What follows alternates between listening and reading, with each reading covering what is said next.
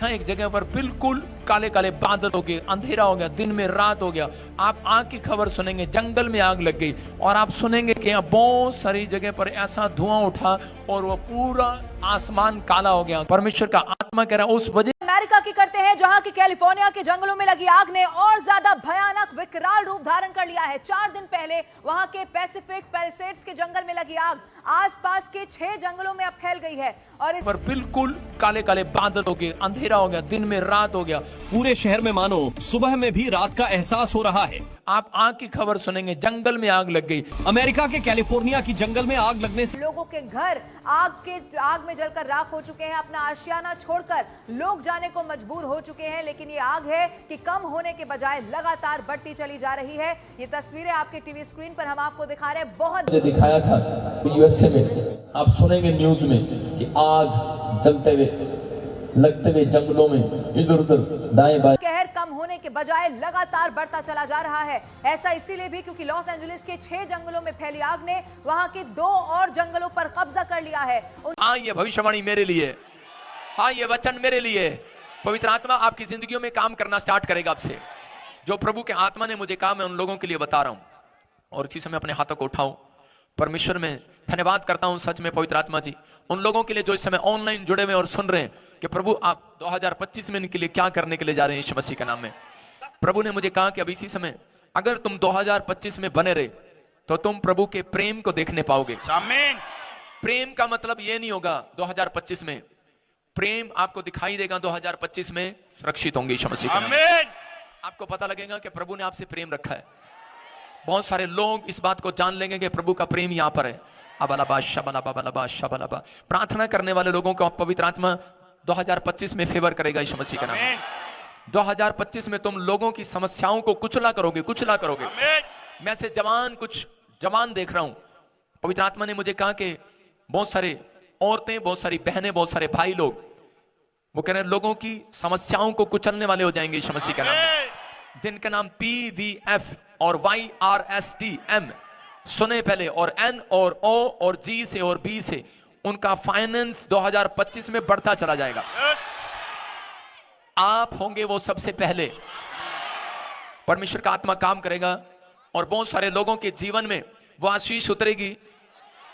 लेकिन कब करे कि जब आप बाइबल पढ़ने वाले होंगे, प्रार्थना करने वाले होंगे यीशु मसीह के नाम में। पवित्र आत्मा ने मुझे कहा कि 2025 मरियम की तरह उन औरतों का साल होगा। परमेश्वर उन्हें उठाएगा। औरतें सबसे ज्यादा सुसमाचार सुनाएंगी। 2025 में लेडीज सबसे ज्यादा सुसमाचार सुनाएंगी। ये याद रखना, सबसे ज्यादा गवाहियां बनेंगी, सबसे ज्यादा इंटेलिजेंट कहलाएंगी लेडीज। परमेश्वर ऐसा कुछ करने के लिए जा रहे हैं। बहुत सारी औरतें जिनको शर्मिंदगी उठानी पड़ी, बहुत सारी लड़कियां जिनको शर्मिंदगी उठानी पड़ी, बहुत सारी बहनें जिनको शर्मिंदगी उठानी पड़ी, पवित्र आत्मा बात कर रहा है। पवित्र आत्मा कह रहा है कि वो सुसमाचार सुनाने वाली एक शक्ति उनके ऊपर उतरेगी। उनके ऊपर परमेश्वर का आत्मा बड़ी तेजी से काम करेगा और वो बड़े बड़े काम करेंगे यीशु मसीह के नाम में। 2025 में वो कैमरे में दिखाई देंगे एंजल, आपकी आंखों के कैमरे में नहीं। मसीह की God bless you all of you. आज के सुंदर समय में हम परमेश्वर की उस योजना को जो हम पर प्रकट किए उसके विषय में हम बात करना चाहते हैं। तो सबसे पहले हम ये बात करना चाहते हैं कि जो लोग परमेश्वर के जीवन में आ जाते हैं, उनके जीवन में परेशानियां और रुकावटें और बंधनें क्यों सबसे ज्यादा उनको नजर आने लग जाती है, और वो क्यों इस समस्याओं में ही उलझे रहते हैं जबकि परमेश्वर उनके सामने खड़ा रहता है। आज हम देख रहे हैं कि जहाँ जहाँ पर चर्चेस हैं, जहाँ जहाँ पर आप वीडियो के द्वारा देख पाते होंगे, लोग अपनी चंगाइयों को पा रहे हैं, अपनी छुटकारा पा रहे हैं। और मैं ये भी चाहता हूँ कि हम सब परमेश्वर को करीब से जानें। हम परमेश्वर के उस वचन को जानें जो परमेश्वर ने हमसे, हमारी आत्मा में रखा है, हमारे हृदय के अंदर उसने वो बीज डाला है। तो आज उसी विषय में आपसे बात करना चाहता हूँ मेरे भाइयों और मेरी सिस्टरों, कि हम लोग जब परमेश्वर के वचन को पढ़ते हैं और उस पर अमल में लाने की कोशिश करते हैं, तभी हम अपने उद्धार को देख पाते हैं।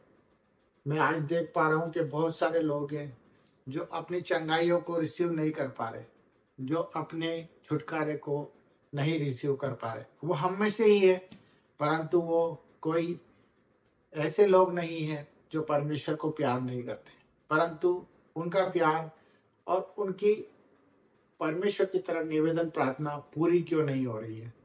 मैं इस विषय में आपको बताने जा रहा हूँ कि कौन से वचन उनके लिए वो काम करते हैं और वचन किस तरह से उनके जीवन में कारीगर होते हैं और किस तरह से वचन उनके जीवन में प्रकट होते हैं और वो उद्धार के मार्गों पर चल पड़ते हैं और वो दूसरों के लिए गवाही बनते हैं।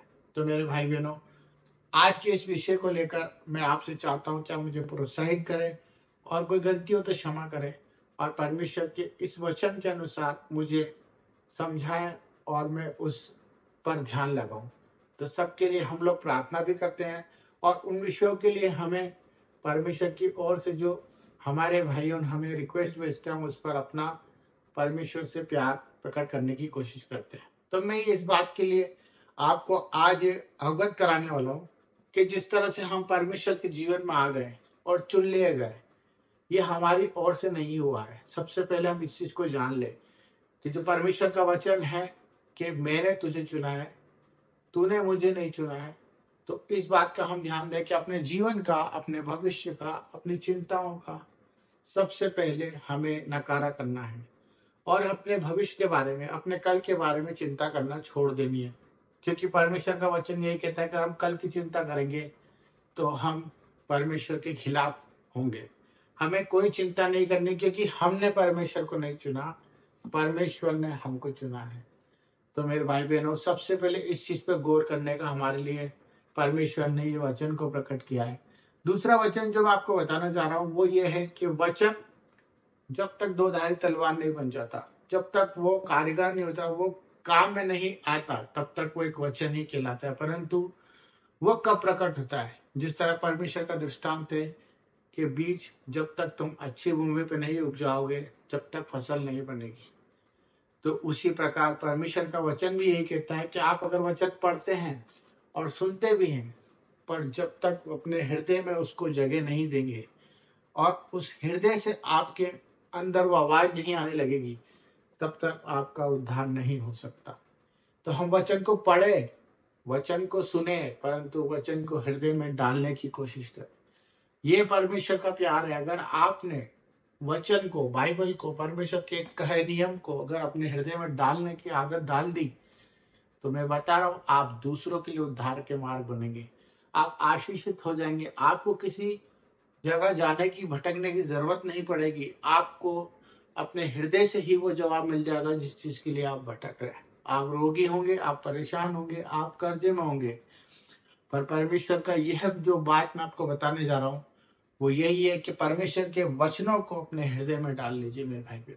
फिर देखेंगे आपके जीवन में किस तरह से उद्धार होता है और चंगाई और छुटकारा आपके जीवन में इसी वक्त है। आप स्वीकार करें और वचन को पूरी तरह काम करने दें।